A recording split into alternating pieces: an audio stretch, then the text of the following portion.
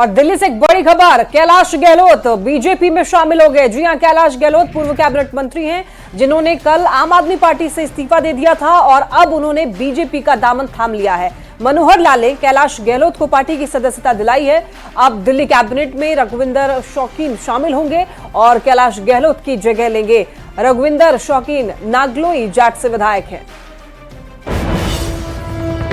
वहीं झारखंड विधानसभा चुनाव से जुड़ी हुई बड़ी खबर, आज चुनाव प्रचार दूसरा चरण और उस दूसरे चरण का चुनाव प्रचार का शोर थम जाएगा। आज शाम ये प्रचार थमने वाला है। 20 नवंबर को 38 सीटों के लिए चुनाव मतदान होंगे और 38 सीट के लिए 14,218 बूथों पर वोटिंग होगी। 23 नवंबर को नतीजे आएंगे।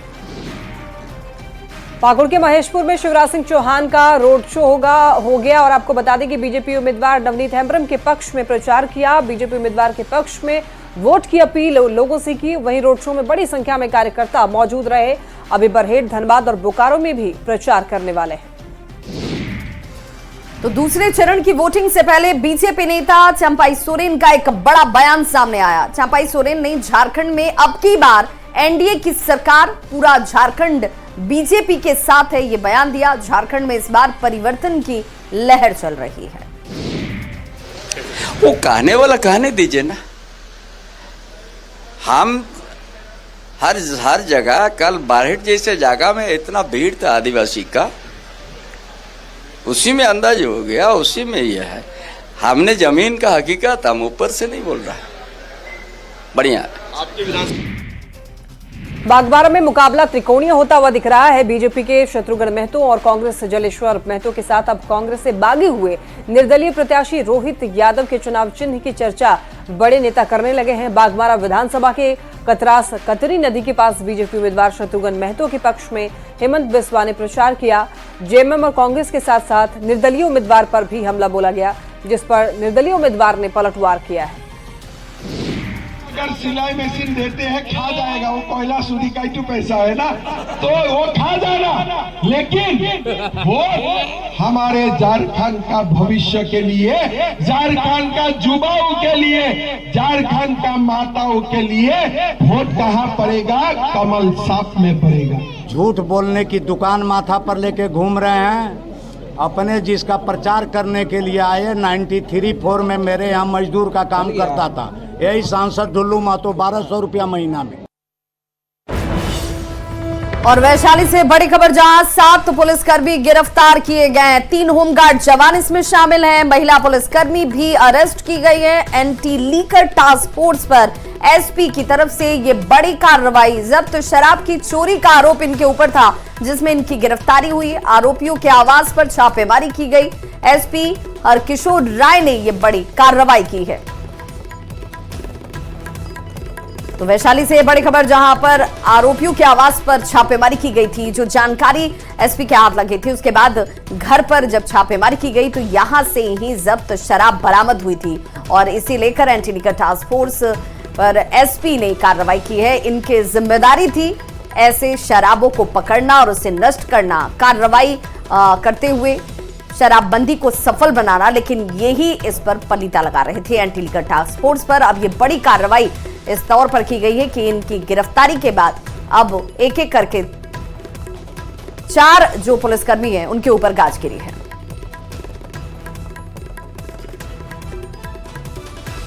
और 7 पुलिसकर्मियों की संख्या बताई जा रही है जिनकी गिरफ्तारी हुई है। इस खबर पर ज्यादा जानकारी दे रहे हैं वैशाली संवाददाता प्रफुल्ल। प्रफुल्ल, क्या जानकारी मिल रही है? ये माना जाए कि जब बरामदगी इनके आवाज से ही हुई थी तो ये कार्रवाई स्वाभाविक थी? जी बिल्कुल। देखिए कि एंटी लीकर की जो की उस टीम में जितने भी लोग हैं वो लोग शराब की चोरी करके अपने आवास पर रखे हुए हैं, जिसके साथ एसपी द्वारा महुआ एसडीपीओ के नेतृत्व में एक टीम का किया गया। उसमें महुआ थाना की भी पुलिस थी और उस टीम ने इन लोगों के आवासन जहां ये लोग रह रहे थे उनके आवास पर छापेमारी की, जहां से 30 लीटर देसी शराब और 500 ml का एक विदेशी शराब इनके आवास से बरामद हुई है। मैं आपको बता दूं कि जिन 7 लोगों की गिरफ्तारी हुई उसमें सहायक अहमद है और पीटीसी मुकेश कुमार हैं, सिपाही प्रिया रानी भी है। और बहुत बहुत शुक्रिया प्रफुल्ल इस तमाम जानकारी के लिए।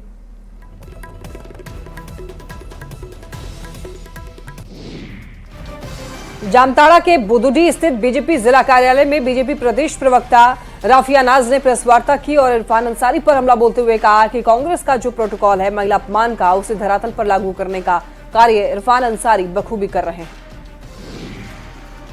खबर लखीसराय से, जहां डिप्टी सीएम विजय कुमार सिन्हा ने कांग्रेस के राष्ट्रीय अध्यक्ष मल्लिकार्जुन खड़गे पर जमकर निशाना साधा। उन्होंने कहा कि खड़गे साहब बुजुर्ग आदमी हैं, मैं सम्मान करता हूं, लेकिन मुझे अफसोस है कि खड़गे साहब जैसे लोग अंतिम पायदान पर हैं।